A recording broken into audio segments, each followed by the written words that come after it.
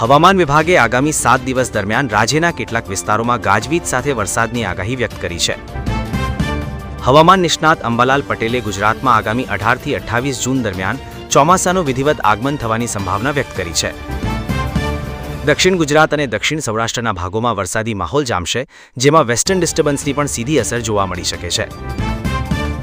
ભાવનગરના પાલિતાણા શત્રુંજય ડુંગર પર સિંહના આટાફેરા જોવા મળ્યા હતા. વન વિભાગે પગથિયા પરથી પ્રવાસીની બેગ લઈ ગયેલા સિંહને શોધી કાઢ્યો છે. પોરબંદર જેટી પર ઈરાનથી 6600 મેટ્રિક ટન એલપીજી ભરેલું બ્રેવ જહાજ આવી પહોંચ્યું છે, જે ગેસ ટર્મિનલ પર ઠલવવામાં આવશે.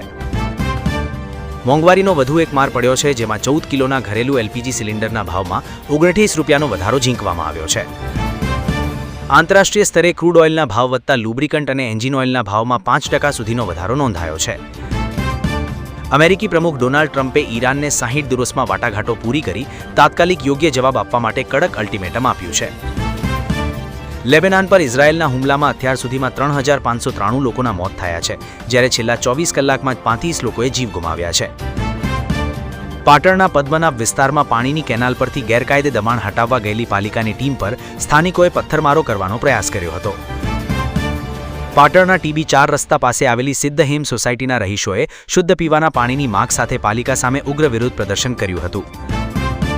ધારાસભ્ય કિરીટ પટેલે ડીસા હાઈવે વિસ્તારમાં સપ્લાય થતા પીવાના પાણીમાં વધુ ફ્લોરાઇડ હોવાનો વિડીયો શેર કરી પોલ ખોલી છે. તાપી જિલ્લાના ડોલવણ તાલુકામાં ચોમાસા પહેલા ખાતર મેળવવા માટે ખેડૂતોએ વહેલી સવારથી જ લાંબી કતારો લગાવવી પડી રહી છે.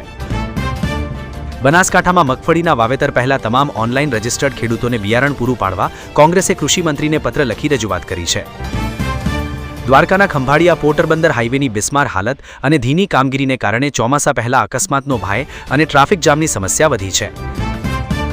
રાજકોટમાં બાબા બાગેશ્વરના દરબાર પૂર્વે પરસોત્તમ પીપળિયાએ ફેસબુક પોસ્ટ દ્વારા પ્રહાર કરતા લખ્યું કે ઘડિયાળ શોધવી એ માત્ર જાદુગરી છે. રાજકોટમાં ધીરેન્દ્ર કૃષ્ણ શાસ્ત્રીએ રાજકીય પક્ષો અંગે નિવેદન આપતા જણાવ્યું કે નવી પાર્ટીઓએ દેશની એકતા અને અખંડિતતા જાળવવા પ્રયાસ કરવા જોઈએ. બાબા બાગેશ્વરે લવ જિહાદ અને લેન્ડ જિહાદ બાદ હવે દેશમાં દોસ્તી જિહાદ શરૂ થયો હોવાનું વિવાદાસ્પદ નિવેદન આપ્યું છે. સ્વામી પરમાત્માનંદ સરસ્વતીએ બાબા બાગેશ્વર પાસે ઈશ્વરીય શક્તિ હોવાનો દાવો કરી તેઓ સનાતન કાર્ય માટે સમર્પિત હોવાનું જણાવ્યું છે.